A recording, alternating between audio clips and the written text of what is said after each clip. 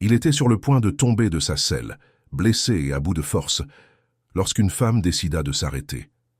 Elle le sauva sans savoir qui il était, et cela allait changer complètement le destin de tous les deux. Mais ce que personne n'imaginait, c'est que cet homme cachait un secret puissant. Si vous aimez les histoires d'amour et de romance, regardez jusqu'à la fin, vous ne le regretterez pas. Abonnez-vous à cette chaîne et laissez votre commentaire en disant d'où vous écoutez cette belle histoire. Nous continuons. La route était bien trop silencieuse. Julien de Montfort serrait les rênes avec force, la vue brouillée, le sang tachant sa chemise. Il avait quitté les environs de Bordeaux 2 heures plus tôt, suivant le chemin de terre comme il le faisait toujours lorsqu'il avait besoin de réfléchir. Son cheval connaissait le chemin. Il n'y avait que lui, l'animal, et le silence qui l'aidait à traiter des décisions impliquant des millions d'euros. Mais le silence fut brutalement rompu. 3 hommes surgirent de la végétation avec une synchronisation qui témoignait d'une planification minutieuse. Ils ne crièrent pas. Ils ne firent aucune menace. Ils agirent, tout simplement. Le premier coup l'atteignit à l'épaule. La douleur fut immédiate. Julien tenta de se défendre, mais le second coup frappa ses côtes, lui coupant le souffle. Des mains fermes fouillèrent ses poches. Il ne voulait pas son portefeuille. Ils ignorèrent à sa montre suisse de luxe. Lorsqu'ils arrachèrent la clé USB de sa poche intérieure, tout prit son sens. Ce n'était pas un vol. C'était l'exécution d'un plan. Quelqu'un savait qu'il serait là. Quelqu'un avait besoin de cet objet pour détruire tout ce que Julien avait construit. Le 3e coup frappa sa nuque. Sa conscience vacilla. Il vit les hommes reculer, disparaissant dans les fourrés. Ils le laissèrent là, blessé, seul. Le cheval resta à proximité, inquiet. Julien ne savait pas combien de temps s'était écoulé lorsqu'il rassembla ses forces pour se relever. Chaque mouvement était une bataille. Sa tête martelait, ses côtes hurlaient. Mais il ne pouvait pas s'arrêter. Cette clé USB contenait des documents prouvant la légitimité d'acquisition de terres agricoles. Sans eux, n'importe qui pouvait contester ces titres. Pire encore, avec cet accès, quelqu'un pourrait forger de fausses versions et transformer cet entrepreneur respecté en criminel sous enquête. Avec une force puisée au plus profond de lui-même, il réussit à remonter en selle. Chaque muscle protestait, sa vision se troublait, mais il resta conscient. Le cheval avança sans direction claire, cherchant simplement à s'éloigner du lieu de l'attaque. C'est ainsi que Claire le vit. Elle rentrait chez elle avec son père et son frère après avoir vendu des légumes au marché local. La vieille camionnette cahotait sur le chemin de terre de la Dordogne. Ce fut son frère qui le remarqua en premier. « Papa, regarde là-bas. Il y a quelque chose qui ne va pas avec ce type. » Étienne, un homme d'une 50aine d'années aux mains calleuses, ralentit. Il y avait un homme sur un cheval bien trop cher pour la région, avançant avec une posture qui indiquait de graves ennuis. « Arrête la voiture, papa, » dit Claire avec fermeté. Lorsqu'ils s'arrêtèrent, il devint clair que la situation était grave. L'homme tenait à peine droit. Le sang tachait ses vêtements. Son visage était livide. « Monsieur ?» Étienne s'approcha. « Avez-vous besoin d'aide ?» Julien tenta de répondre, mais ses paroles sortirent confuses. Il vit une jeune femme descendre du pick-up, une 20aine d'années, les cheveux attachés simplement, des vêtements pratiques. Ses yeux étaient sombres et directs, évaluant la situation avec clarté. « Et il perd beaucoup de sang, » dit Claire. « Nous devons l'emmener à la maison, tout de suite. »« On ne sait même pas qui c'est, » protesta le frère. « Regarde-le, Lucas. Il tient à peine debout. Le danger est passé, maintenant il a juste besoin d'aide. » Étienne acquiesça. C'était ainsi qu'ils avaient été élevés. On ne laisse personne saigner sur le bord de la route. Le descendre du cheval fut compliqué. Il était grand, avec la carrure de quelqu'un qui fréquente les salles de sport, mais à ce moment-là, il n'était qu'un poids mort. Ils l'installèrent sur la banquette arrière. Claire monta avec lui, soutenant sa tête. « Reste éveillé, dit-elle d'une voix ferme. Comment t'appelles-tu » Julien essaya de se concentrer sur ses yeux sombres. Il y avait quelque chose d'ancrant en eux. « Julien. Julien, je suis Claire, tu es en sécurité maintenant. » La maison se trouvait à 15 minutes de là. Une construction simple avec une véranda et une cour où des poules picoraient. C'était le genre d'endroit où Julien de Montfort n'avait jamais mis les pieds, loin des appartements de standing et des bureaux panoramiques de Paris ou de Bordeaux. Mais à ce moment précis, c'était le seul endroit qui comptait. Ils le portèrent à l'intérieur. La mère de Claire, Madame Madeleine, apparut avec des serviettes et de l'eau tiède. sans poser de questions inutiles. Claire prend la trousse de premier secours. Lucas va chercher le docteur Lefebvre. « Maman, le docteur est parti à Sarlat, il ne revient que la semaine prochaine. Alors ce sera à nous de jouer. » Julien entrait et sortait de l'inconscience, pendant que des mains attentionnées nettoyaient ses blessures. Il sentit quand il remit son épaule en place. La douleur fut intense, tout devint blanc. Puis, le soulagement. Il sentit Claire bander ses côtes avec fermeté. « Tu as déjà fait ça avant, murmura-t-il. »« Mon frère adore s'attirer des ennuis, » répondit-elle sans s'arrêter. « Et ici, il n'y a pas d'urgence au coin de la rue. On apprend sur le tas. » Cette nuit-là, Julien oscilla entre la conscience et la fièvre. Chaque fois qu'il ouvrait les yeux, Claire était là, changeant une compresse. Parfois simplement assise, cousant, montant la garde. « Pourquoi faites-vous ça ?» réussit-il à demander. Claire leva les yeux de sa couture. « Parce que tu en avais besoin, ce n'est pas plus compliqué que ça. Vous ne savez pas qui je suis. »« Non, et je n'ai pas demandé. Quand tu iras mieux et que tu voudras le dire, tu le diras. » C'était si différent de tout ce que Julien connaissait. Dans son monde, tout avait des couches, de l'intérêt, de la stratégie. Et là, il y avait une famille qui prenait soin de lui sans même connaître son nom de famille. Les jours suivants, Julien reprit lentement des forces. Claire assuma les soins principaux. Elle apportait de la nourriture, changeait les pansements, surveillait sa température. Mais elle faisait plus encore. Elle comblait le silence avec de petites histoires du quotidien. Elle parlait de la récolte des tomates, de la voisine qui avait eu des jumeaux à 45 ans, du chien qui ne cessait de creuser des trous. C'étaient des histoires sans importance, mais elles créaient une normalité réconfortante. Julien attendait ces moments, sa voix remplissant la chambre, le naturel avec lequel elle racontait les choses. Un après-midi, alors qu'elle changeait un pansement, Julien remarqua ses mains, des mains qui travaillaient, calleuses avec de petites coupures cicatrisées, des ongles courts, mais des mouvements délicats, précis. « Que fais-tu comme travail ?»« J'aide mon père au potager. Nous vendons au marché, et je fais quelques travaux de couture. » Elle ne quitta pas des yeux ce qu'elle faisait. « Et toi, avant d'apparaître en sang, que faisais-tu » C'était la première question personnelle. Julien hésita. Comment expliquer qu'il était le PDG d'une holding contrôlant 6 domaines modèles et 3 entreprises de technologie agricole? Que son nom figurait parmi les 100 entrepreneurs les plus influents du secteur. « Je travaille dans l'administration, la gestion de propriétés rurales. » Ce n'était pas un mensonge. Ce n'était juste pas toute la vérité. Claire le regarda avec cette expression, comme si elle savait ce qui n'était pas dit, mais choisissait de ne pas insister. « Alors tu t'y connais en terre ?»« Plus ou moins.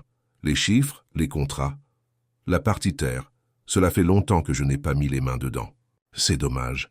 Il y a quelque chose de bon à sentir la terre. Ça te rappelle que tout commence et finit là. » Le soir, la famille l'incluait naturellement. Étienne racontait des histoires de la région. Madame Madeleine se plaignait des programmes télévisés. Lucas parlait de son rêve d'avoir une moto. Claire observait avec ce regard calme, toujours attentive. Julien réalisa qu'elle l'étudiait. Elle remarquait quand il évitait certains sujets, quand il choisissait ses mots avec soin, quand son accent poli de la haute société s'échappait. Une nuit, après que tout le monde se fut endormi, Julien sortit sur la véranda. La douleur était désormais gérable. Il était presque prêt à partir, et cette réalisation apporta une hésitation inattendue. Claire apparut avec du café. « Tu n'arrives pas à dormir ?»« Je réfléchis trop. » Elle s'assit à côté de lui, regardant le ciel étoilé. « As-tu une famille qui t'attend ?» Julien pensa à ses parents décédés, à son ex-femme qui était partie avec la moitié de sa fortune, aux employés qui dépendèrent de lui, mais qui n'étaient pas sa famille. Pas de la manière dont tu l'imagines. Alors personne ne doit s'inquiéter de ta disparition. Il s'inquiète probablement de ce que ma disparition signifie pour les contrats. Claire prit une gorgée. Ça doit être solitaire de vivre ainsi. C'est efficace. Ce n'est pas la même chose. Julien la regarda de profil. Il y avait quelque chose de serein sur ce visage, une paix qu'il n'avait pas ressentie en lui depuis des années. Tu as toujours été comme ça? Aussi direct? Ma mère dit que je suis né sans filtre. Je ne vois pas l'intérêt de dire ce que je ne pense pas. Ça doit compliquer certaines choses. Ça en facilite d'autres. Tu sais toujours où tu en es avec moi. Et c'était exactement ce qui le désarmait. Il n'y avait pas de petits jeux. Claire était exactement ce qu'elle paraissait être, Une femme qui travaillait dur, prenait soin de sa famille et traitait les gens avec une honnêteté brutale. « Quand tu partiras, dit-elle soudain, vas-tu retourner à cette vie solitaire et efficace? Probablement. Et en seras-tu heureux? Julien ne répondit pas, car il ne savait pas. Claire se leva, prenant la tasse vide. Repose-toi. Demain, nous verrons si tu es en état de voyager. Elle entra, laissant Julien seul avec des pensées dangereusement compliquées. Pour la première fois depuis longtemps, il n'était pas sûr de vouloir partir. Durant les 3 jours suivants, quelque chose changea dans l'air de cette maison. Julien allait visiblement mieux. Il marchait sans difficulté. Les douleurs étaient tolérables. La fièvre avait disparu. Il aurait pu partir. Il aurait dû. Mais il trouvait toujours une raison de retarder l'échéance. Madame Madeleine avait besoin d'aide pour une clôture. Julien se proposa. Il passa la matinée à marteler des piquets et à tendre du fil de fer, ses mains se couvrant de callosité comme au temps de son adolescence. « Tu apprends vite », commenta Étienne quand Julien l'aida pour l'irrigation. « Pour quelqu'un qui travaille avec des papiers, tu te débrouilles bien. » Julien sourit. « Mon grand-père avait un domaine. J'y passais mes vacances, enfant. Certaines choses restent. » « Ton grand-père l'a toujours. »« Il l'a vendu il y a 15 ans. Personne n'était intéressé pour reprendre. » Claire observait ces interactions de loin, faisant toujours autre chose, mais prêtant clairement attention. Julien remarquait quand son regard se posait sur lui une seconde de trop. Un après-midi, elle le trouva en train d'observer le potager. « Tu penses à quelque chose de précis ou tu procrastines juste ton départ ?» Julien rit doucement. « Tu ne facilites rien, n'est-ce pas? Je te l'ai dit, je ne vois pas l'intérêt de faire semblant. » Elle se tint à ses côtés. Elle portait un t-shirt simple et un jean taché de terre, ses cheveux en un chignon négligé. Elle avait une beauté que Julien commençait à trop remarquer. Le genre qui vient de l'intérieur, de cette confiance tranquille. « Tu n'es pas juste un gestionnaire de domaine, n'est-ce pas ?» dit-elle. « Pourquoi penses-tu cela ?»« Plusieurs choses. Ta façon de parler. Cette montre qui coûte plus que ce que mon père gagne en 1 an. Sans ressentiment, juste un constat. Et surtout, la façon dont tu te tends quand ton téléphone vibre. » Le téléphone. Julien l'avait récupéré le 2e jour. Les appels avaient afflué immédiatement. Sa secrétaire inquiète, ses associés exigeant des réponses, ses avocats l'alertant sur des mouvements suspects. Il avait répondu au minimum. Il était vivant, bien. Il avait besoin de quelques jours. Il n'avait pas donné sa position. « Je n'ai pas menti sur la gestion de propriété, » dit Julien. « Je n'ai juste pas précisé l'échelle. »« Grande ?»« Très grande. » Claire acquiesça. « C'est pour ça qu'ils t'ont attaqué. Ce n'était pas un vol ordinaire. Non. Ils ont pris quelque chose qui peut être utilisé contre moi. Et tu devrais être là-bas pour t'en occuper au lieu d'être ici à réparer une clôture. » « Je devrais, mais je suis ici. » « Pourquoi ?» La question resta suspendue dans l'air. Julien pouvait donner plusieurs réponses, qu'il récupérait encore, qu'il avait besoin de plus de jours, toutes partiellement vraies. « Parce qu'ici c'est différent, dit-il, et cela fait longtemps que je n'ai pas senti que différent était une bonne chose. » Claire le regarda alors, vraiment, et Julien vit quelque chose qui fit accélérer son cœur. « Le différent ne dure pas éternellement, dit-elle tout bas. Tu as une vie là-bas, des responsabilités, des gens qui dépendent de toi. Je sais. Et j'ai une vie ici, complètement opposée à la tienne. Je sais aussi. Alors nous ne faisons que retarder l'inévitable ?» Julien n'avait pas de réponse. Tout cela était temporaire, une parenthèse. Peut-être, mais cela rend-il la chose moins réelle? Claire détourna le regard. Non, ça la rend juste plus compliquée. Elle commença à s'éloigner, mais Julien lui saisit doucement le bras. Lorsqu'elle se tourna, la distance était trop courte pour être fortuite. « Claire !»« Non. » Elle secoua la tête. « Ne complique pas encore plus les choses, Julien. Tu vas partir. Ce peut être demain, la semaine prochaine, mais tu partiras. Et moi, je reste. C'est la réalité. Et si je ne veux pas que ce soit le cas? Vouloir ne change pas les faits. » Elle se dégagea délicatement. « Tu as un empire à gérer. J'ai un potager à soigner. Ce sont des mondes différents. Mais nous sommes dans le même monde en ce moment. Par accident, par circonstance. » Claire mit de la distance. « Ne transforme pas cela en quelque chose qui ne peut pas être. » Elle entra, laissant Julien avec la certitude croissante qu'il s'attachait bien plus qu'il ne serait prudent de le faire. Cette nuit-là, Lucas mentionna qu'il avait vu un pick-up étrange passer lentement à 2 reprises. Probablement quelqu'un de perdu, dit Étienne. Mais Julien sentit un frisson. Cela ne pouvait pas être une coïncidence. Si quelqu'un avait orchestré l'attaque, il saurait qu'il était vivant, et il commencerait à chercher. Ils devaient partir, pour leur sécurité, pour toutes les raisons logiques. Mais quand il regarda Claire, toutes les raisons logiques semblèrent moins importantes. Après le dîner, il la trouva en train de faire la vaisselle. « Laisse-moi finir. » Claire le regarda de côté. « Tu vas abîmer ma vaisselle avec tes mains d'entrepreneur. Mes mains sont calleuses maintenant. » Un petit sourire. C'est vrai, on dirait presque quelqu'un de normal. Julien prit le torchon et commença à essuyer. Ils restèrent en silence, établissant un rythme commun. Elle lavait, il essuyait. Quelque chose de surprenant intime. « Je dois te dire quelque chose, » dit Julien. « Sur qui tu es réellement? Sur la raison pour laquelle j'ai été attaqué, et sur ce qui pourrait arriver si je reste ici trop longtemps. » Elle ferma le robinet et se tourna vers lui. « Je t'écoute. » Julien raconta. Pas tout, mais l'essentiel. Les terres, les documents volés, la conspiration, les ennemis qu'il s'était faits. « Celui qui a fait ça voudra s'assurer que je ne suis plus une menace, » conclut-il. « Et s'il découvre que je suis ici, cela pourrait attirer des ennuis à ma famille. » Exactement.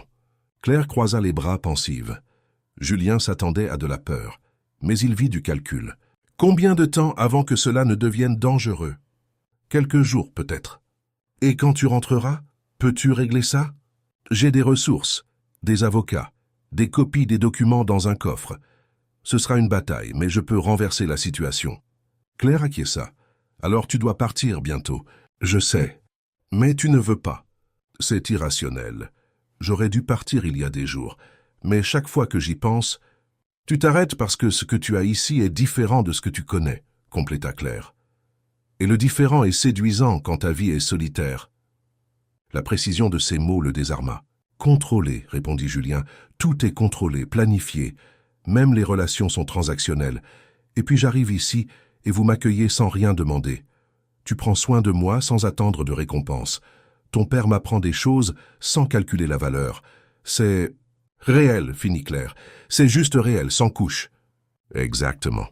Elle resta silencieuse, luttant intérieurement. Julien, je vais être honnête parce que c'est la seule façon que je connaisse. Je t'apprécie, plus que je ne le devrais pour quelqu'un que j'ai rencontré il y a une semaine. J'aime ta façon d'écouter, ta façon de ne pas faire semblant, la façon dont tu t'impliques sans faire d'histoire sur le fait que tu es habitué à mieux. Le cœur de Julien s'emballa. Mais, il y avait de la fermeté dans ce mot, je suis aussi réaliste. Tu vas rentrer et tu vas réaliser que ce n'était qu'une pause, un moment hors de la réalité, et tu passeras à autre chose parce que c'est logique.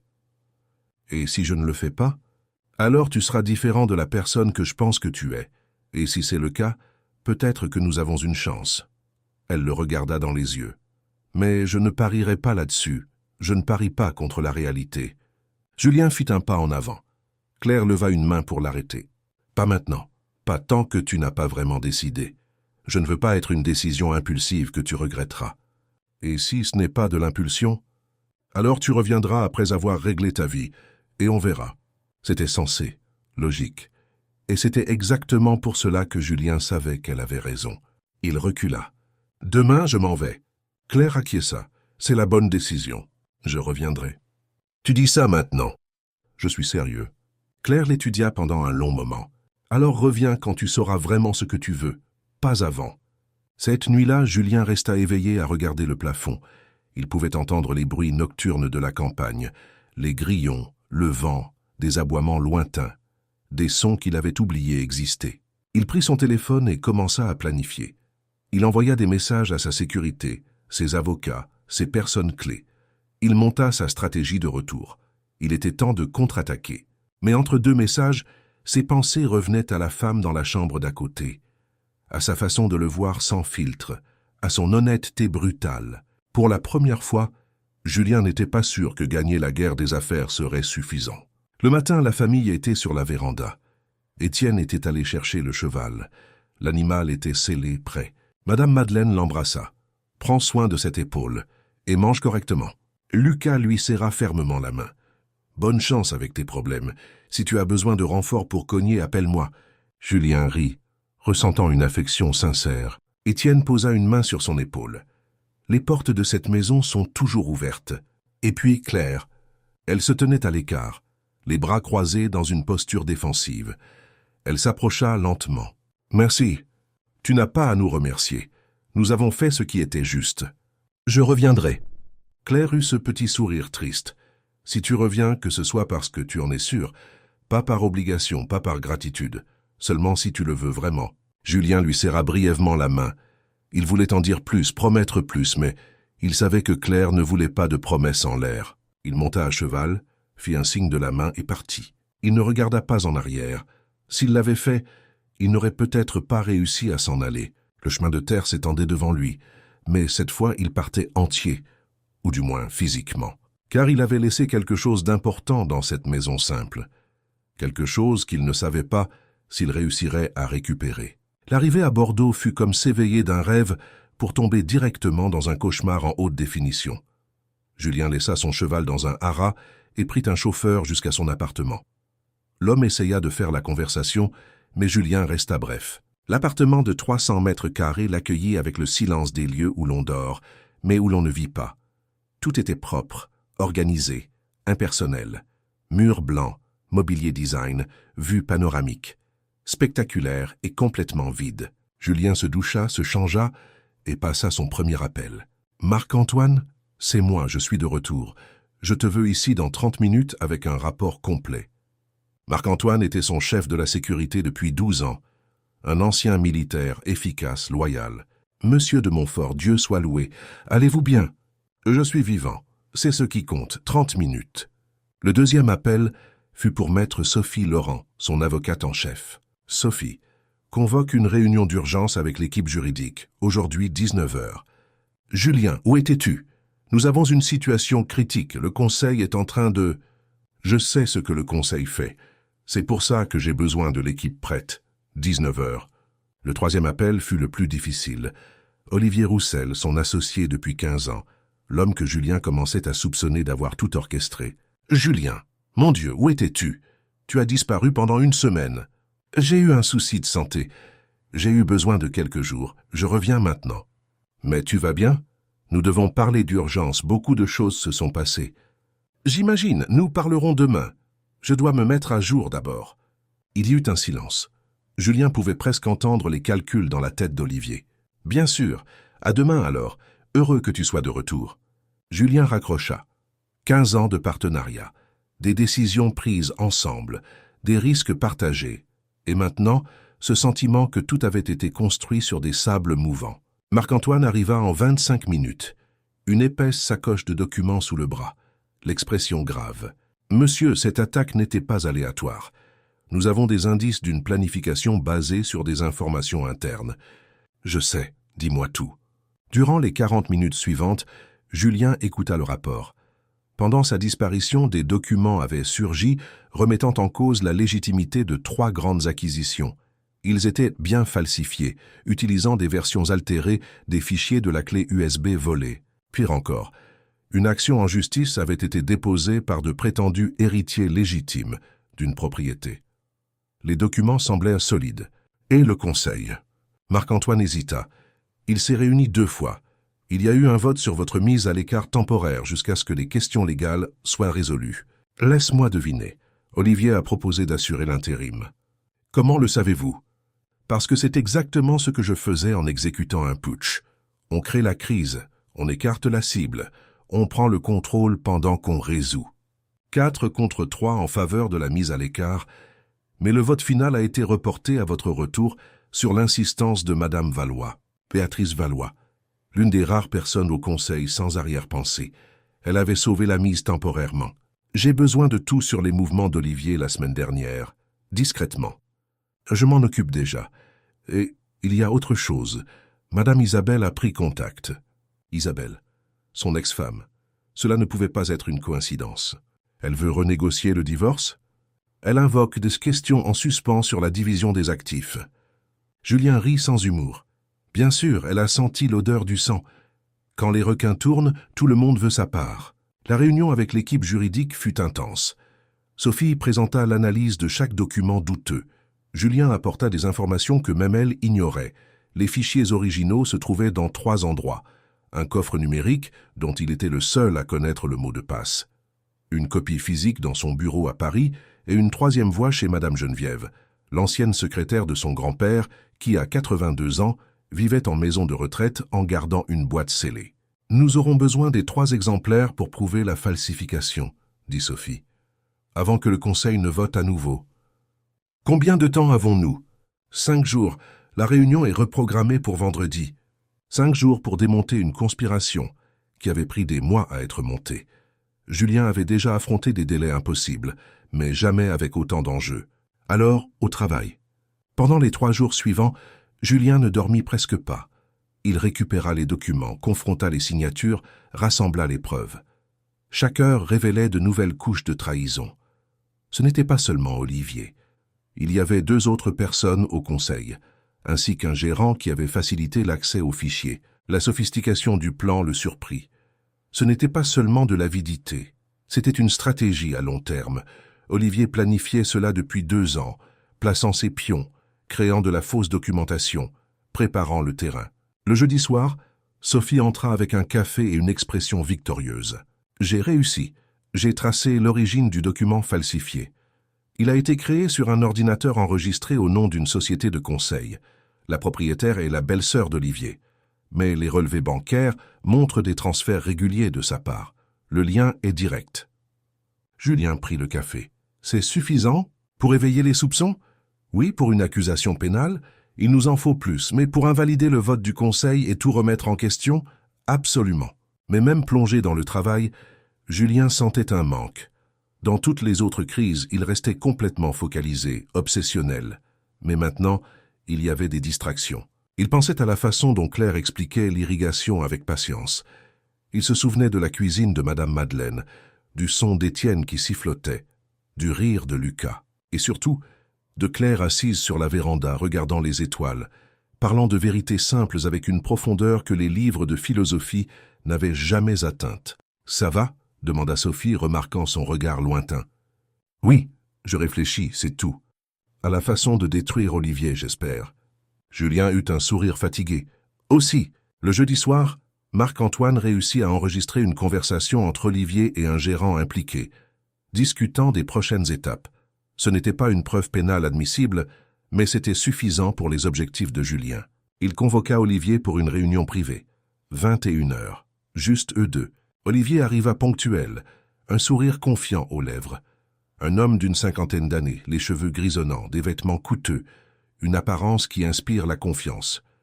Julien l'avait cru pendant 15 ans. « Julien, prêt pour la réunion de demain ?»« Très prêt, assieds-toi. » Quelque chose dans sa voix fit hésiter Olivier. « Je dois te demander une chose, » commença Julien d'un ton décontracté. « Durant toutes ces années, t'ai-je déjà manqué de respect? T'ai-je trompé? Ne t'ai-je pas donné le crédit qui te revenait ?» Olivier fronça les sourcils. « Non, jamais. Pourquoi me demandes-tu ça? »« Parce que j'essaie de comprendre. J'essaie de trouver la raison qui justifie ce que tu as fait. » Le sourire d'Olivier vacilla. « De quoi parles-tu » Julien ouvrit le dossier, posant les documents sur la table. Un par un, méthodiquement. L'enregistrement de la société de conseil, les transferts, les emails que tu pensais avoir effacés, l'analyse médico-légale des documents falsifiés, l'enregistrement de ta conversation avec Édouard. À chaque document, la couleur quittait le visage d'Olivier. Et la pièce maîtresse, Julien posa le dernier, les fichiers originaux, les 3 jeux complets, prouvant que tes documents sont des contrefaçons. Silence. Olivier regarda les documents, puis Julien, puis de nouveau les papiers. Des options étaient pesées et écartées dans son esprit. « Tu ne comprends pas, » dit Olivier à voix basse. « Ce n'est pas pour l'argent. »« Alors quoi, le pouvoir, l'ego ? C'est une question de mérite. » Olivier se leva. « 15 ans, Julien. J'ai construit la moitié de cet empire, mes idées, mon travail. Mais qui reçoit le crédit ? Qui est en couverture des magazines? Qui est qualifié de visionnaire? Nous avons construit ensemble. Tu as toujours eu de la reconnaissance. Ton associé, toujours ton associé, jamais le leader. » Olivier rit avec amertume. « Tu sais combien de fois j'ai présenté une idée et tu en as tiré la gloire. Si tu te sentais ainsi, tu aurais dû m'en parler. Nous aurions pu régler cela. » « Parler, avec toi, le grand Julien de Montfort qui sait toujours tout, qui a toujours raison. Il n'y a pas de discussion avec toi. Il n'y a que l'accord ou la sortie. » Julien resta silencieux.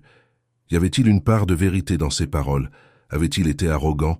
Avait-il étouffé la voix de son associé? Mais rien ne justifiait une trahison d'un tel niveau. Alors tu as décidé de me détruire. J'ai décidé de prendre ce qui me revenait. Olivier retrouva son calme. Mais il semble que tu t'en sois mieux sorti que prévu. Prévu? Qui d'autre est impliqué? Ça, tu le découvriras tout seul. Il n'y aura pas de réunion demain comme tu l'avais prévu. Julien se leva. 2 options. Tu démissionnes, tu vends tes parts à leur juste valeur, et je ne porte pas plainte. Ou tu te bats, et j'utilise tout ceci. Il désigna les documents. Pour te détruire complètement et publiquement. Tu bluffes. Essaie et tu verras. Ils se défièrent du regard.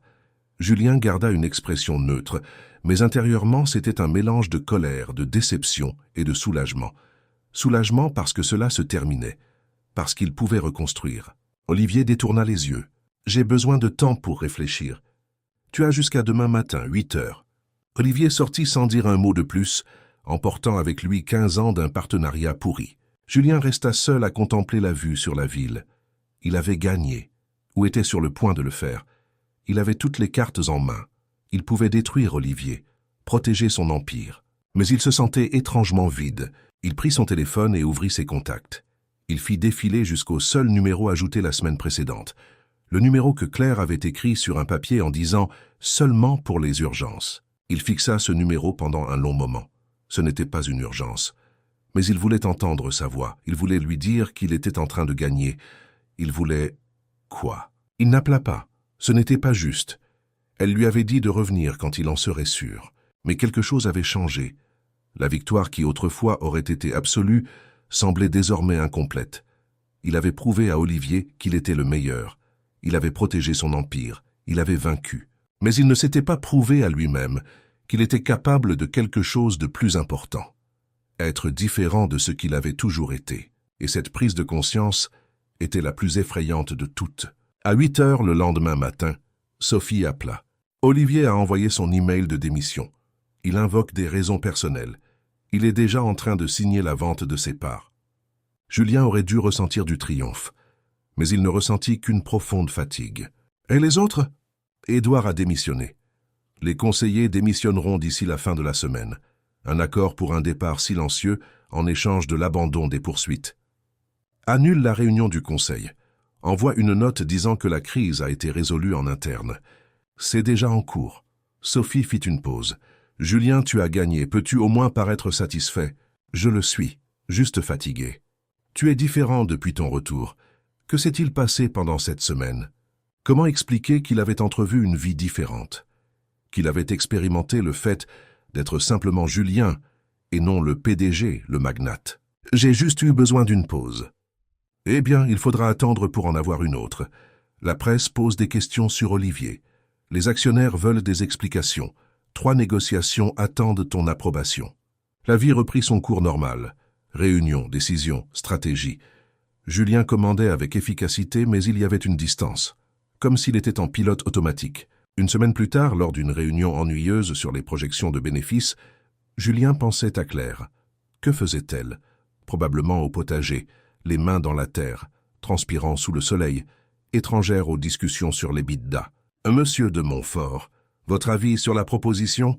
Julien cligna des yeux. 5 personnes attendaient une réponse à une question qu'ils n'avaient même pas entendue. Excusez-moi, répétez. Après la réunion, Sophie l'écarta. Tout va bien? Tu es distrait? Je vais très bien. Non, ce n'est pas vrai, tu peux me faire confiance. Julien regarda cette femme qui était son avocate depuis 8 ans. Divorcée, dévouée au travail, brillante, loyale, et l'une des rares à l'affronter quand c'était nécessaire.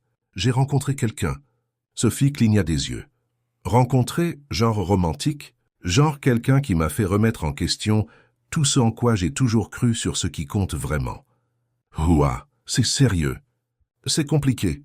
Compliqué comment? Julien rit sans humour. Genre des mondes complètement différents.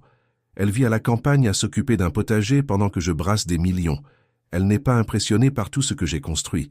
Elle m'a mis au défi d'être différent, et je ne sais pas si j'en suis capable. Sophie resta silencieuse un instant. Tu es amoureux. Je suis confus. C'est la même chose. C'est juste que confusion sonne moins effrayant. Un petit sourire. Et qu'as-tu l'intention de faire? Je ne sais pas. Je lui ai dit que je reviendrai quand j'en serai sûr. Mais comment en être sûr? Cette vie est tout ce que je connais. Alors peut-être est-il temps d'en connaître une autre. Les paroles résonnèrent dans la tête de Julien les jours suivants. Il essaya de se concentrer. Il essaya de reprendre sa routine. Mais c'était comme porter un vêtement qui ne lui allait plus. Techniquement, il pouvait le mettre, mais c'était inconfortable. Un samedi, 2 semaines après son retour, Julien essayait de décider s'il irait à un dîner de gala caritatif. C'était le genre d'événement qu'il fréquentait toujours. Mais l'idée de 4 heures de conversation superficielle en smoking le remplissait d'agacement. Son téléphone sonna. Un numéro inconnu. « Allô? Julien, c'est Étienne. » Le cœur de Julien fit un bond. « Étienne, comment allez-vous? Est-ce qu'il s'est passé quelque chose? »« Non, non, tout va bien. Désolé de t'appeler comme ça. C'est juste que nous discutions et Lucas a mentionné que nous ne t'avions jamais remercié correctement pour ton aide avec la clôture. Madeleine a dit qu'il serait poli de savoir si tu allais bien. » Julien sourit. « Je vais bien, j'ai réussi à régler mes problèmes. » C'est une bonne nouvelle. On s'inquiétait. Claire était... Enfin, elle ne parle pas beaucoup, mais on le sentait. Comment va-t-elle? Elle travaille beaucoup, comme toujours. La récolte est bonne cette année. On a même réussi à trouver quelques extras à la coopérative. Étienne fit une pause. Elle demande des nouvelles de toi. Pas directement, mais elle demande, à sa façon. Genre, est-ce que Julien a réglé ses problèmes? Mais toujours d'un ton décontracté. Julien sentit un pincement au cœur. Je pense à elle aussi, beaucoup. Alors pourquoi ne passes-tu pas? La porte est ouverte. C'est compliqué. Ça ne l'est que si tu le permets. La sagesse simple coupe à court. Écoute, je ne sais pas ce qui s'est passé entre vous, mais j'ai vu comment tu la regardais, et je connais ma fille depuis 26 ans. Je ne l'ai jamais vue regarder quelqu'un comme elle te regardait. Elle m'a dit de ne revenir que si j'en étais sûr, et je ne le suis pas encore. Sûr de quoi? Que tu l'apprécies ou que tu es prêt à changer de vie? La question frappa Julien de plein fouet. La deuxième. Alors tu as déjà répondu à la première. Un rire étouffé. Mon garçon, mon père m'a dit une chose quand j'ai rencontré Madeleine. La certitude absolue n'existe pas. Tu as juste besoin d'être assez sûr pour faire le premier pas. Le reste se découvre en marchant. Après avoir raccroché, Julien contempla la ville en bas. Bordeaux au crépuscule. Tout ce qu'il avait construit était ici. Sa vie entière. Mais lui, il n'y était plus. Il appela Sophie. « J'ai besoin que tu organises une réunion avec le conseil, la semaine prochaine. »« À quel sujet ?»« Restructuration de la direction. »« Julien, qu'est-ce que tu manigances ?»« Quelque chose que j'aurais dû faire il y a longtemps. Je vais déléguer. Nommer un président opérationnel. M'éloigner de la gestion quotidienne. » Sophie resta silencieuse. À cause d'elle, à cause de moi. Parce que j'ai réalisé que j'avais construit un empire, mais que j'avais oublié de construire une vie. Le lundi, Julien commença à mettre son plan à exécution. Il identifia les personnes qui pourraient assumer plus de responsabilités. Il structura des divisions de pouvoir auparavant centralisées. Il créa des systèmes de décision indépendants. Il n'allait pas abandonner l'entreprise, mais il allait arrêter de se cacher derrière elle. Au milieu de la semaine, Isabelle apparut. Elle entra dans le bureau comme si elle en avait encore le droit, avec une élégance étudiée que Julien avait autrefois trouvée attirante et qu'il voyait maintenant comme une performance. « Julien, tu ne réponds pas à mes appels. »« Parce que nous n'avons rien à discuter. Le divorce a été finalisé il y a 2 ans. Je ne suis pas venu parler d'argent. Je suis venu parler de toi. »« De moi ?» Elle s'assit sans y être invitée. « J'ai entendu dire que tu changeais des choses, que tu déléguais, que tu t'éloignais. Et depuis quand mon entreprise t'intéresse ? Depuis que j'ai commencé à me demander si tu avais enfin mûri. » Elle l'étudia. « Tu sais, j'ai toujours dit que tu avais le potentiel pour être plus qu'un bourreau de travail obsédé. On dirait que quelqu'un te l'a montré. »« Qu'est-ce que tu veux ?»« Je veux te donner un conseil, de la part de quelqu'un qui t'a vraiment connu. » Elle se pencha en avant. « N'essaie pas d'être quelqu'un que tu n'es pas juste pour plaire à une femme. Je t'ai déjà vu faire ça, avec moi. Tu as changé pendant un temps, tu es devenu attentionné, présent. Ça a duré 6 mois. Puis tu es redevenu celui que tu as toujours été. J'étais jeune. Et maintenant tu ne l'es plus. Julien, tu as 42 ans, tu es au sommet. Tu as l'argent, le pouvoir. Pourquoi tout détruire pour... Quoi? Une amourette d'été? Ce n'était pas une amourette d'été. Alors c'était quoi? Le grand amour?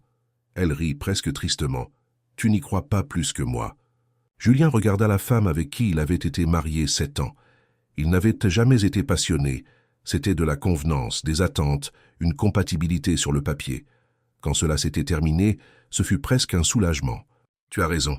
Je n'y croyais pas, mais maintenant... » Maintenant, tu as rencontré une fille de la campagne qui t'a fait ressentir des choses et tu penses que ça change qui tu es. Isabelle secoua la tête. Ça ne change rien. Tu es celui que tu as toujours été. Ambitieux, focalisé. Il n'y a rien de mal à cela.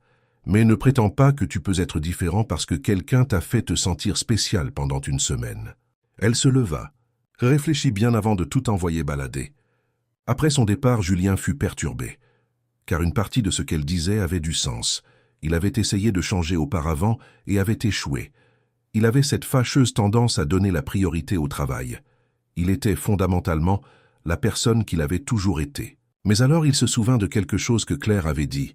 « Alors reviens quand tu sauras vraiment ce que tu veux. Pas avant. » Elle ne lui avait pas demandé de changer. Elle lui avait demandé d'en être sûre, de choisir consciemment. Et c'était là toute la différence. Julien passa la nuit à faire des listes.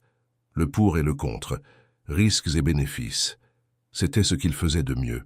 Mais le matin, il les déchira toutes. Il réalisa qu'il traitait une décision du cœur comme une décision d'affaires. Et certaines choses ne rentraient pas dans des tableurs. Il appela Sophie. « Confirme la réunion vendredi, et après cela je vais prendre quelques jours. » « Combien de temps ?»« Le temps qu'il faudra. » Le vendredi, Julien entra dans la salle du conseil avec clarté. Il présenta la restructuration. Il nomma le président opérationnel. Il établit qu'il continuerait comme président du conseil, mais qu'il s'éloignerait du quotidien. « Ma présence sera réduite à 3 jours par semaine au maximum. Le reste du temps, je serai sur le terrain, à visiter les propriétés, à comprendre l'opérationnel, à me reconnecter. » C'était partiellement vrai, mais c'était aussi un laissez-passer pour être ailleurs. Béatrice Valois, la conseillère qui l'avait soutenue, sourit. « C'est une décision mûre, Julien. Une entreprise ne peut pas dépendre complètement d'une seule personne. Cela la renforce. » À la sortie, elle l'écarta. « Puis-je être direct ?»« Je vous en prie. »« C'est lié à une femme, n'est-ce pas ?» Julien cligna des yeux. Béatrice rit. « J'ai 60 ans. Je sais reconnaître quand un homme réorganise sa vie par amour. Mon mari a fait la même chose il y a 40 ans. Il a quitté son poste à Paris pour revenir en province parce que c'était là que je voulais élever nos enfants. La meilleure décision de sa vie, selon lui. J'espère qu'il en sera de même pour toi. » Cette nuit-là, Julien fit ses valises. Il n'emporta pas grand-chose, il laissa le reste. Il ne prévint pas de sa venue, il n'appela pas. Car s'il appelait, il pourrait rationaliser, trouver des raisons de repousser. Il prit la route à l'aube, au volant de son 4x4. Le même chemin de terre qu'il avait parcouru blessé des semaines plus tôt, maintenant sous la douce lumière du lever du soleil. Son cœur battait la chamade. Pas de peur mais d'anticipation. Il revenait. Pas parce qu'il avait toutes les réponses, mais parce qu'il savait ce qu'il voulait. Et cette certitude était suffisante pour faire le premier pas. Le reste, il le découvrirait en marchant. La propriété semblait encore plus simple sous la lumière du jour. Julien gara le véhicule et resta là à observer. La maison, la cour, le potager. Tout était tel qu'il s'en souvenait, mais différent. Ou peut-être était-ce lui qui était différent. Lucas fut le premier à le remarquer. Le garçon réparait quelque chose sur la clôture lorsqu'il leva les yeux et se figea. « Julien !» Salut Lucas. Le garçon lâcha ses outils et courut. « Maman, papa, Julien est de retour. » Julien sortit de la voiture, les jambes flageolantes. La nervosité. Quand était-ce la dernière fois qu'il s'était senti ainsi? Étienne apparut sur la véranda, suivi de Madame Madeleine. Surprise, joie et inquiétude se lisaient sur leur visage. « Julien !» Madame Madeleine descendit rapidement. « Quelle surprise! Tout va bien ?»« Oui. Est-ce que je peux entrer ?»« Bien sûr. Tu es ici chez toi. » Julien entra, s'imprégnant de la familiarité des lieux. L'odeur du café, le canapé où il avait récupéré, la table où il avait pris des repas qui semblaient meilleurs que n'importe quel dîner de gala. Est-ce que Claire est là? Madeleine et Étienne échangèrent un regard. Elle est au potager, mais Julien... Madeleine hésita. Elle ne t'attend pas, et ma fille n'aime pas les surprises. Je sais, mais je devais venir lui parler. Étienne acquiesça. Elle est différente depuis que tu es parti, plus silencieuse. Elle travaille encore plus. On essaie de discuter, mais tu sais comment elle est. C'est ce que je lui fais. Je la fais ressentir des choses. Alors vas-y, mais... Étienne posa une main sur son épaule. Vas-y doucement. Elle s'est protégée de l'espoir. Elle aura besoin de temps pour y croire. Julien trouva Claire entre les rangées de tomates, à genoux, arrachant les mauvaises herbes. Le même jean, un t-shirt simple, les cheveux attachés.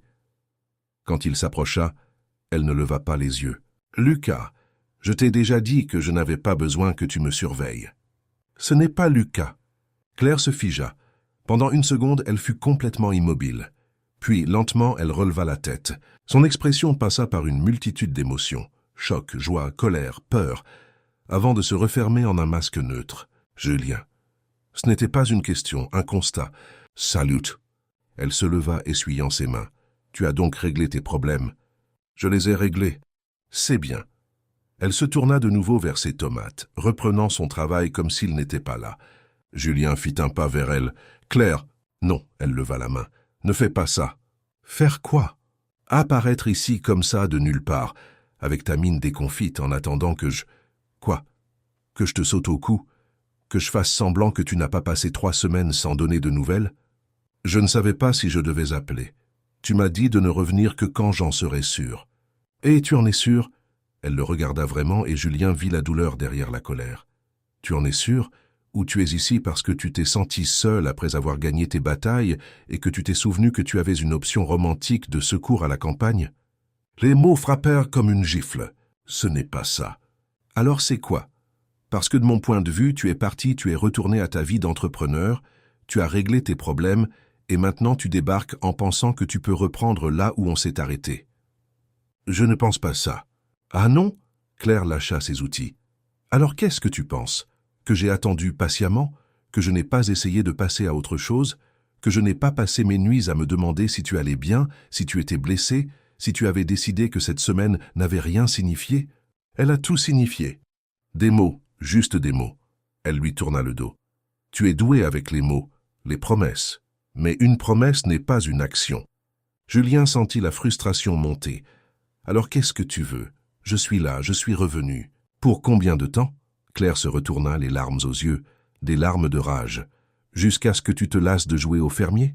Jusqu'à ce que tes affaires l'exigent ? Jusqu'à ce que tu réalises que ta vraie vie te manque ? C'est ça ma vraie vie, tu es réelle. Je ne le suis pas, je suis un fantasme. Je suis la fille simple qui t'a fait ressentir des choses quand tu étais vulnérable.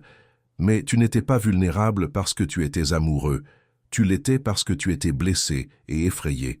Et maintenant que tu ne l'es plus, qu'attends-tu ? Que je te complète. Ce n'est pas de ça qu'il s'agit. Alors explique-moi. Sa voix monta, des années de retenue se brisant. Explique-moi comment ça marche, parce que j'ai essayé. J'ai essayé de ne pas m'attacher. J'ai essayé de ne te voir que comme quelqu'un de passage. Mais tu me regardais de cette façon. Tu réparais la clôture. Tu posais des questions comme si tu t'en souciais vraiment. Et je suis tombé. Je suis tombé alors que tu m'avais prévenu que c'était compliqué. Alors que je savais que ça ne marcherait jamais. Julien fit un pas. Claire recula. Non, tu ne peux pas arriver et tout arranger par la proximité physique. Ça ne marche pas comme ça. Alors comment ça marche ? Dis-moi quoi faire. Comment prouver que ce n'est pas un fantasme, que ce n'est pas une impulsion, que j'ai vraiment changé ? On ne change pas. Personne ne change vraiment. On choisit juste différentes versions de qui on est déjà. Elle essuya ses larmes. Et tu as choisi d'être l'entrepreneur puissant. Tu as choisi bien avant de me connaître. Je ne peux pas rivaliser avec ça. Ce n'est pas une compétition. Si ça l'est, c'est moi contre ton empire, moi contre ton ambition, moi contre tout ce que tu as construit, et je perdrai toujours.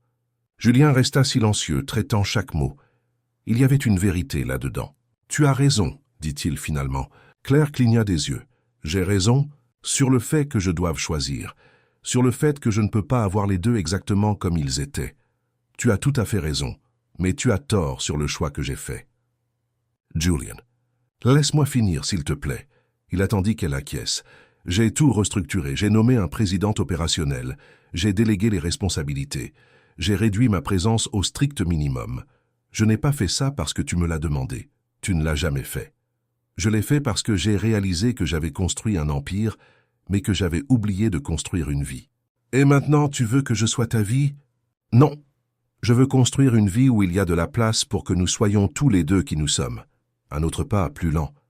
Je ne te demande pas d'être mon salut, je demande une chance de découvrir si nous pouvons construire quelque chose de réel ensemble. » Claire le regarda pendant un long moment, une guerre intérieure faisant rage, entre l'envie d'y croire et la peur. « Tu penses que c'est simple. Tu restructures, tu apparais et tout va bien. » « Non, je pense que ce sera difficile. Que nous devrons découvrir comment emboîter deux vies différentes, qu'il y aura des moments où je voudrais revenir au familier, et tu devras me rappeler pourquoi j'ai choisi différemment. Je n'ai pas toutes les réponses. »« Alors pourquoi es-tu ici ? » ?»« Parce que la seule certitude que j'ai, c'est que je veux être ici, avec toi, pour découvrir le reste ensemble. » Claire secoua la tête, mais Julien vit sa résistance commencer à se fissurer. « Tu ne comprends pas ce que tu demandes. Je ne suis pas une femme de demi-mesure, Julien. Si on fait ça, c'est pour de vrai. Ce n'est pas toi qui viens les week-ends. Ce n'est pas moi qui suis ton échappatoire. » « Je sais. Et je ne change pas. Je ne deviendrai pas la femme d'affaires qui assiste à des galas et feint l'intérêt pour des conversations vides. »« Je sais. Et je ne veux pas que tu changes. »« Alors, qu'est-ce que tu veux ?» Julien réfléchit soigneusement. « Je veux me réveiller et savoir que j'ai une raison d'être au-delà du travail. Je veux me disputer pour des choses idiotes. Je veux apprendre à remettre les mains dans la terre. Je veux dîner avec ta famille et écouter les histoires de ton père. Je veux... » Sa voix s'enroua.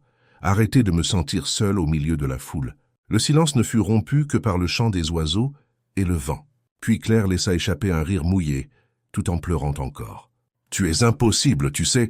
Tu débarques en disant exactement les bonnes choses. » « Ce ne sont pas des choses. C'est la vérité. » « Comment puis-je le savoir ? » « En testant, en questionnant, en me forçant à le prouver chaque jour. » Julien réduisit enfin la distance, mais ne la toucha pas. « Je ne te demande pas de me faire une confiance aveugle.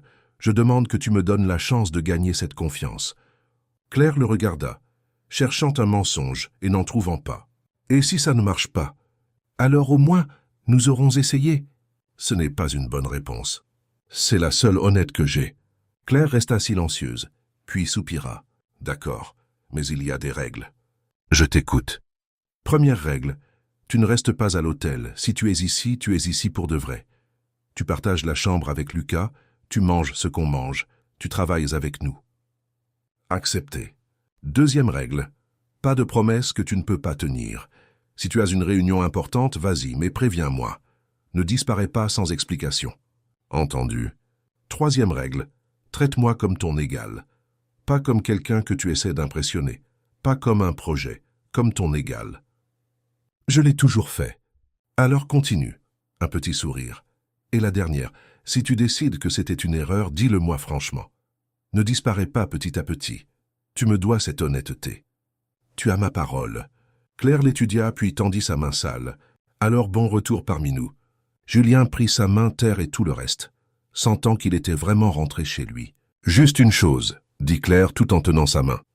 Quoi ? Tu vas devoir apprendre à arracher les herbes sans te plaindre du soleil.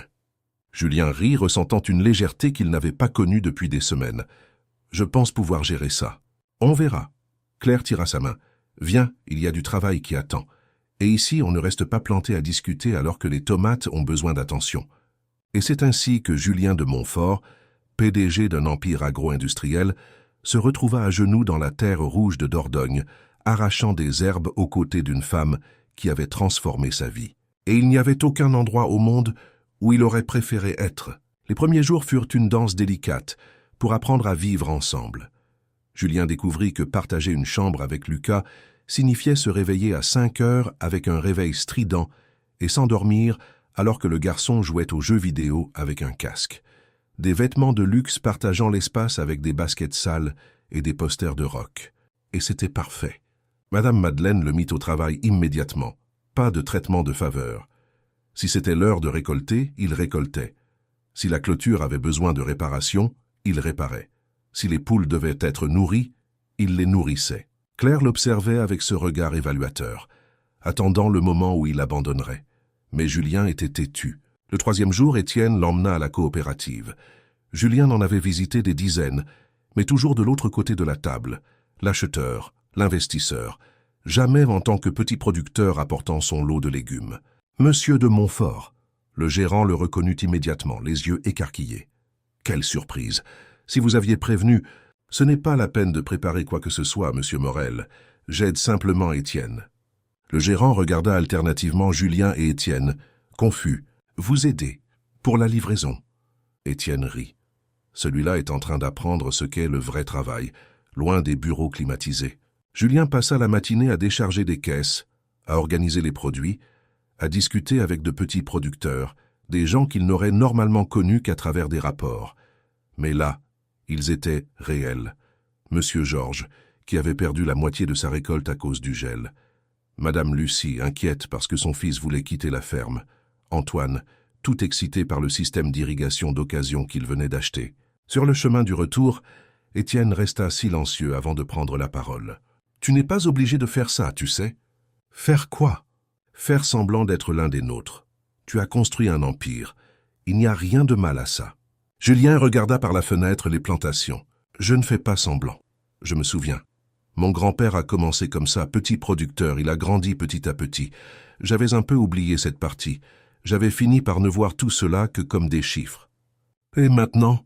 Maintenant, j'essaie de nouveau de voir les gens. » Étienne acquiesça. « Ma fille a bien choisi. » Le soir, après le dîner, Julien et Claire s'assirent sur la véranda, comme c'était devenu une habitude. Elle cousait pendant qu'il révisait des documents sur son ordinateur portable, un compromis qu'ils avaient passé. Il s'occupait toujours de ses affaires, mais à des horaires définis. « Morel m'a appelé », commenta Claire d'un ton décontracté. « Ah bon ?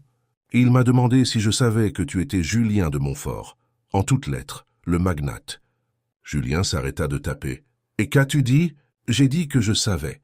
J'ai aussi dit qu'il n'avait pas besoin de m'appeler juste pour cancaner. »« Et tu veux savoir quoi que ce soit ?» Claire le regarda enfin. « Je sais ce que tu fais. Tu prouves que tu peux appartenir aux deux mondes, que tu n'as pas à choisir complètement. Et est-ce que ça marche ?»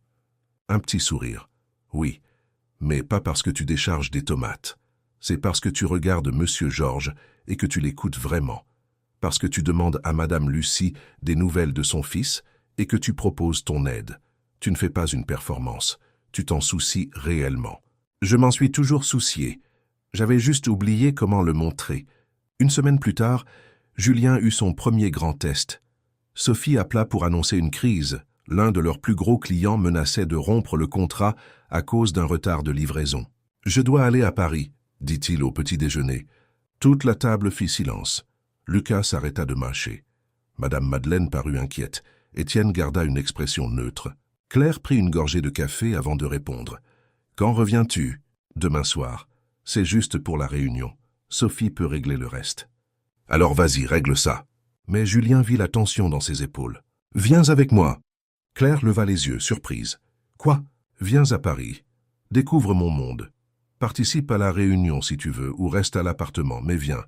Je veux que tu vois cette partie-là aussi. »« Julien, je sais que ce n'est pas ton truc. Je sais que c'est inconfortable. Mais si nous voulons que ça marche, tu dois aussi connaître ma réalité, tout comme je découvre la tienne. » Claire regarda ses parents, qui firent des signes d'encouragement. « D'accord, mais je n'ai pas de vêtements pour... Tu es parfaite comme tu es. » Le voyage fut révélateur. Claire resta silencieuse la plupart du temps, observant le paysage changer. Dans l'appartement, elle parcourut les pièces avec une expression indéchiffrable. « C'est très blanc. » Julien rit. « Je sais, c'est un peu sans vie, n'est-ce pas? On dirait un showroom. On ne dirait pas que quelqu'un y habite. Personne n'y habite vraiment. J'y dors parfois. » Claire le regarda. « C'est triste, Julien. » « Je sais. » La réunion fut intense. Julien régla le problème en 2 heures, négociant de meilleurs termes. Claire assista à la scène depuis un coin de la salle, sans dire un mot, observant tout. Sur le chemin du retour, elle prit la parole. « Tu es doué pour ça. »« Pourquoi ?»« Pour ce monde. Tu diriges la salle. Les gens te respectent.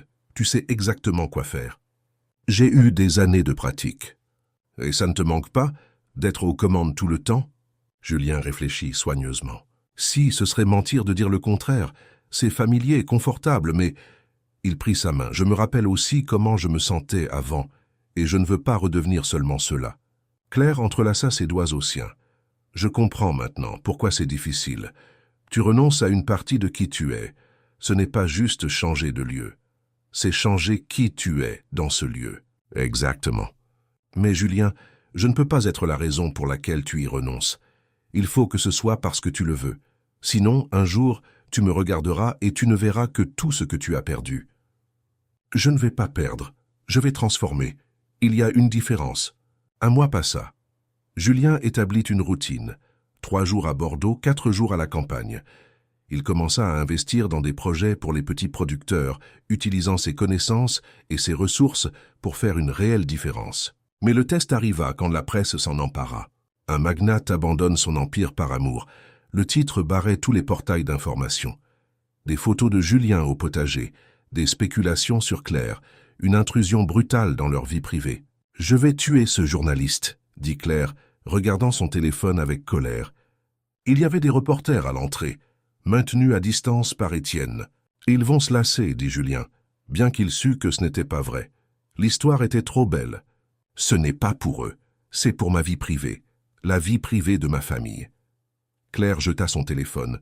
« Je n'ai pas signé pour ça. »« Je sais, et je suis désolé. Si tu veux que je m'en aille le temps que ça passe... » »« Non, ferme. Je ne laisserai pas des photographes dicter ma vie. Mais Julien, tu dois faire cesser cela. Je ne peux pas contrôler la presse. »« Non. Mais tu peux faire une déclaration officielle. Enlève le mystère et ils perdront tout intérêt. » Une déclaration officielle signifierait exposer leurs relations publiquement. Il n'y aurait pas de retour en arrière. Tu es sûr, une fois que je l'aurai fait, on ne pourra plus l'effacer. Claire le regarda dans les yeux. Et toi, tu es sûr? Absolument. Alors fais-le. Le lendemain matin, Julien accorda une interview exclusive. Il ne cacha rien. Il parla de l'attaque, du sauvetage, de son coup de foudre pour Claire, de la restructuration de son entreprise, de l'équilibre entre 2 mondes, de son choix de construire une vie différente. Les répercussions furent immédiates et partagées. Certains trouvèrent cela inspirant, d'autres y virent du marketing. Certains mirent en doute sa sincérité, d'autres critiquèrent Claire pour avoir piégé un entrepreneur. Mais Julien s'en moquait, car il connaissait la vérité. « Tu ne regrettes pas ?» demanda Claire ce soir-là. « Quoi donc ?»« Toute cette exposition, d'avoir ta vie sans dessus-dessous. » Julien repensa à tout. L'attaque, la trahison, la reconstruction, l'amour. « Pas le moins du monde, et toi ?» Claire eut ce petit sourire, à la fois timide et audacieux, qu'il avait appris à aimer. « Moi non plus. Mais si un autre photographe envahit mon jardin, je lâche les poules sur lui. » Julien éclata de rire, l'attirant contre lui. Marché conclu. 6 mois plus tard, Julien aidait Étienne pour l'irrigation quand Sophie appela. « Julien, la Fédération des coopératives veut te proposer un siège au conseil d'administration. Ils veulent quelqu'un qui comprenne à la fois le côté entrepreneurial et la réalité des petits producteurs. » Julien regarda autour de lui. La terre, Claire discutant avec sa mère. La vie qu'il avait construite. « J'accepte, mais à une condition. » « Laquelle ? » « Les réunions doivent se tenir ici, dans la région. Je ne monterai pas à Paris toutes les semaines. S'ils veulent mon expertise, ils doivent venir là où elle est appliquée. » Sophie rit. « Tu as changé, Julien.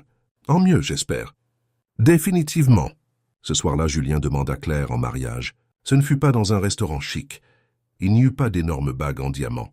Ce fut sur la véranda après le dîner. « Claire, épouse-moi. » Elle s'arrêta de coudre. « Tu me demandes en mariage ?»« Oui. » « Comme ça, sans t'agenouiller, sans bague, sans discours. »« Tu veux un discours ?» Claire réfléchit. « Non, je veux de l'honnêteté. »« Alors voilà, je t'aime. J'aime qui tu es. La façon dont tu me mets au défi, la façon dont tu me donnes envie d'être meilleur. J'aime me réveiller en sachant que tu es là.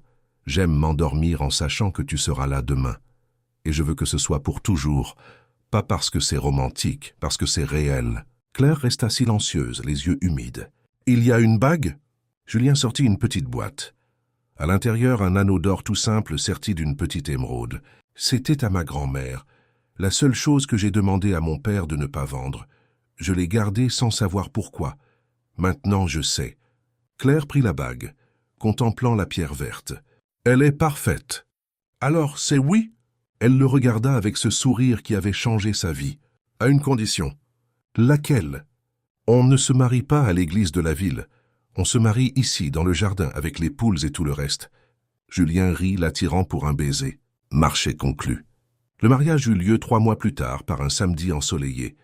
Ce ne fut pas un gala, ce fut une célébration simple, des chaises en plastique, de la nourriture préparée par la famille, une décoration que Claire et Madeleine avaient faite ensemble. Julien portait un costume simple. Claire, une robe blanche qu'elle avait elle-même cousue. Quand vint le moment des vœux, Julien lui prit les mains. « Je promets d'être là, les jours faciles et les jours difficiles. Quand je voudrais revenir au familier et que tu devras me rappeler pourquoi j'ai choisi différemment. Quand tu douteras et que je devrai le prouver à nouveau. Je promets de ne pas être parfait. Je promets de faire des erreurs. Mais je promets d'essayer chaque jour d'être digne de ce choix que tu fais. » Claire essuya une larme. « Je promets de te mettre au défi, de te questionner quand il le faudra, de te soutenir quand il le faudra. Je promets de ne pas te faciliter la tâche. Parce que tu n'as pas besoin de facilité, tu as besoin de réalité. Et je promets d'être réel, toujours. » Et là, entourés de ceux qu'ils aimaient, sous le ciel bleu de la Dordogne, ils se marièrent. Ce ne fut pas une fin de conte de fées.